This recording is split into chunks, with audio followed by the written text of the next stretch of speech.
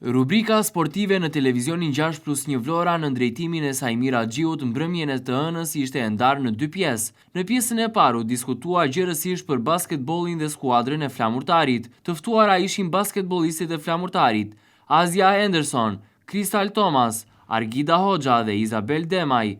Dy basketbollistët e huaja folën për jetën në Vlorë, por edhe për faktin se kanë ardhur në një skuadër të madhe dhe me shumë trofe.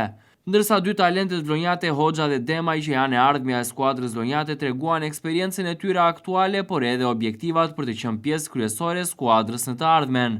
Basketbollistët folën edhe për ligën unike, ku gjysmëfinalet dhe finalja zhvillohen në Vlorë, i cilësuan të vështira si sfida, por jo të pamundura për të fituar. 4 skuadra do të përballen për titullin e kampionit, që shënon edhe fundin e këtij edicioni, ku morën pjesë 6 skuadra, 3 nga Kosova e 3 nga Shqipëria, derisa 4 u kualifikuan në play-off. Në pjesën e dytë u fol për futbollin, të ftuar ishin përgatitësi i portierëve të Flamurtarit Erion Dinaj, specialisti i futbollit Fatjon Malaj, presidenti i shkollës Perla Petrit Golemi, si dhe aktori i teatrit Petro Marko Artan Islami.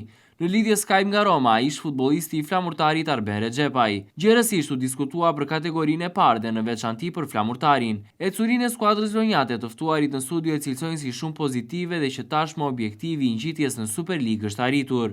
Ata vlerësuan ecurinë e deri tanishme të skuadrës, ndërsa theksuan se investimi që është realizuar nga klubi është i konsiderueshëm. Rubrika sportive në televizionin 6+1 Vlora rikthehet sërish të hënën e ardhshme.